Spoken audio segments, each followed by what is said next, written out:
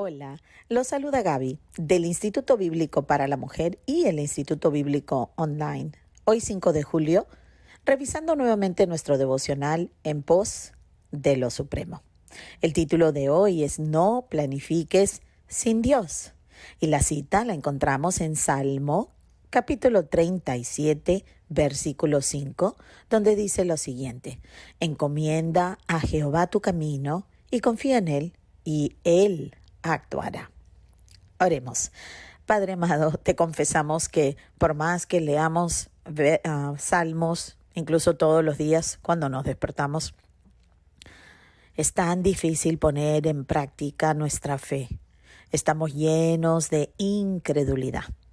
Aunque pensamos que confiamos en ti, tú permites circunstancias que sacan a relieve la realidad. Ayúdanos, Señor, ayúdanos, Padre, a confiar en ti. Tú enviaste a tu Hijo Cristo Jesús para que nosotros fuéramos rescatados. Así que todo te lo pedimos en el nombre de Jesús y te lo pedimos para la gloria de su nombre también. Amén y amén. Bueno, vamos viendo un tema que relativamente empezó ayer, si recordamos, y el título nos dice bastante, ¿verdad? No planifiques sin Dios. Entonces dice, Dios parece tener una manera deliciosa de perturbar nuestros planes cuando los hemos hecho sin contar con Él. Quiero recordarles que este devocional está dirigido a personas de la fe, a personas que conocen al Señor, y evidentemente también quisiéramos que personas que de pronto no conocen al Señor llegaran a estar en este campo también. Entonces nos recuerda que Dios parece tener una manera curiosa, voy a decir yo, de perturbar nuestros planes cuando nosotros hacemos nuestros planes sin tomarlo en consideración. Dice, nos metemos muchas veces en conflictos que Dios no ha escogido para nosotros. Y de repente nos damos cuenta de que tomamos nuestras decisiones sin Él. Bueno, esto solo lo hacemos cuando somos honestos, porque muchas veces nos cuesta reconocer que nosotros no tomamos a Dios en cuenta en lo absoluto. Sin embargo, cuando las cosas no salen como queremos, cuando estamos en momentos difíciles, es Él a quien culpamos normalmente, incluso por adelantado. Entonces, dice nuevamente que de repente nos damos cuenta, obvio, cuando Dios está obrando en nosotros, que no estamos tomándolo en cuenta, o que ni siquiera le tuvimos en cuenta como factor vital en nuestra planificación, ¿verdad? Y estamos hablando de nuestras vidas en general. No estoy hablando de unas vacaciones, no estoy hablando de un viaje misionero, estoy hablando de que nosotros no consideramos a Dios como un factor primario, como un factor vital y necesario, indispensable en la planificación de nuestra vida en general. Dice el hermano que cuando esto sucede, lo único que puede librarnos de la inquietud es introducir nuevamente a Dios como el factor principal en toda nuestra planificación. Tenemos que recordar que Dios no es quisquilloso, que Dios no es como nosotros, que de pronto se resiente y ya no tenemos acceso a Él. Dios está siempre como el Padre con el Hijo pródigo. ¿Se acuerdan? La historia del Hijo pródigo, y como el Padre estaba en casa siempre esperando el regreso voluntario de su Hijo. Bueno, asimismo es Dios, al menos durante todo el tiempo que estemos en vida aquí en la tierra, ¿verdad? Hasta el último día de nuestra vida aquí tendremos la oportunidad siempre de recibir el perdón de nuestros pecados, de regresar a una relación vital con Dios. Pero esto es, hermanos, como dice la palabra, durante el tiempo que estemos aquí en la tierra. Porque una vez que salgamos de la tierra, se puede decir que la historia está terminada. ¿Ok?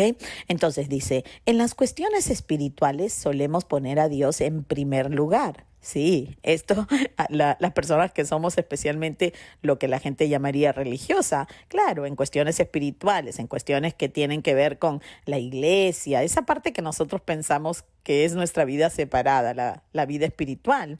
En eso de pronto podemos poner a Dios en primer lugar, pero tenemos la tendencia a pensar que es inapropiado o que es innecesario hacerlo, es decir, ponerlo en el lugar vital en cuestiones prácticas, en cuestiones del diario vivir. Entonces, dice Oswald Chambers que si cometemos el error de pensar que hemos de ponernos de careta espiritual antes de acudir delante de Dios, difícilmente llegaremos hasta Él. Hemos de acudir a Él tal como estamos. Es decir, muchos de nosotros pensamos que solamente podemos, digamos, hablar con Dios cuando estamos de pronto dentro de la iglesia o cuando estamos de rodillas o cuando estamos, como en algún momento así como espiritual, perdón. Pero no es así. Dios es nuestro Padre, es decir, aquellos que hemos recibido esta paternidad por el perdón de nuestros pecados, como lo dice el Evangelio de San Juan en el capítulo 1, versículo 12 a 13, nos habla acerca de que no todos somos hijos de Dios, somos hijos de Dios aquellos que hemos recibido la nueva naturaleza, es decir, la naturaleza de Cristo nuestro Señor. ¿Verdad? Todos somos criaturas y sí, todos hemos sido creados por Dios, pero esto no nos hace automáticamente hijo. Hijo somos por adopción, como explica también el apóstol Pablo en la carta a los Efesios. Explica cómo hemos sido adoptados en el primogénito, ¿no? En Cristo Jesús nuestro Señor, nuestro nuevo Adán, nuestro nuevo representante, como dice la primera carta a los Corintios, capítulo 15, ahí lo puedes verificar. Entonces, nosotros debemos de venir a Dios como tus hijos vienen a ti, despeinados en la mañana, en todo momento. ¿Qué padre no desea que sus hijos vengan a él o a ella, madre, ¿verdad? En todo momento, cuando lo necesitan, en todo momento, incluso cuando simplemente quieren disfrutar de su compañía? Bueno, ¿de dónde viene esto? Esto viene porque Dios nos creó así. Entonces, aquí va otro subtítulo y dice: no hagas planes con la preocupación en mente de prevenir el mal. Entonces, también puede estar diciendo: no intentes evadir los problemas, tratando de cuidarte, de autoprotegerte de la realidad de este mundo. ¿Verdad? Dice: ¿acaso Dios tiene la intención de que planeemos sin tener en cuenta el mal que nos rodea? Entonces, el amor no toma en cuenta el mal. Es decir, nosotros no podemos planificar de tal modo que tratemos de autoprotegernos, como para que nada nos pase. Es como estas personas que crían a sus hijos en una burbuja. No quieren ni que toquen el suelo, ni que salgan a la calle, ni que se junten con nadie, como tratando de protegerlos de tal modo que en el fondo les hacen un daño, porque esas personas luego no se pueden integrar a la sociedad. Entonces, Dios no quiere que nosotros que hagamos planes, digamos, con este modo de preocupación en nosotros, porque si realmente confiamos en Él, podremos tener una vida cauta, una vida planificada con Él como factor principal, pero no nos dejaremos ganar, digamos, por el mal que existe en el mundo. Dice: el amor no ignora la existencia del mal, pero no lo toma en cuenta como factor para hacer los planes tampoco. ¿Ok? O sea que no tenemos que ignorar la realidad del mundo en el cual vivimos, pero si confiamos en el Señor, entonces tenemos que vivir una vida confiada en Él, tomando los pasos necesarios para vivir vidas productivas, ¿verdad? Y dice: cuando vivíamos apartadas de Dios, sí que tomábamos el mal en cuenta, haciendo toda nuestra planificación sobre esta base. Intentábamos razonar toda nuestra obra desde este punto de vista. Bueno, ya lo expliqué, ¿no? Muchos viendo el mundo, a ver, voy a mandar a mis hijos a este colegio, voy a hacer esto, voy a hacer el otro, y a la final Dios nos encara y nos dice, ¿cómo te fue? Porque si estamos dejando a Dios fuera de la suma de todos nuestros planes, en vano es que tus hijos han ido al mejor colegio, en vano es que has tratado de evitar todo problema, porque el problema lo llevamos por dentro. El pecado está por dentro, por eso es que necesitamos acudir a Dios primero para ese nuevo nacimiento, es decir, poner nuestra fe completamente en la obra vicaria, en la obra de sustitución de Cristo Jesús en nuestro lugar, ¿verdad? Vicario significa en nuestro lugar, y así empezar esta relación legítima y esta relación correcta con Dios para vivir una vida donde la preocupación no nos roba el vivir.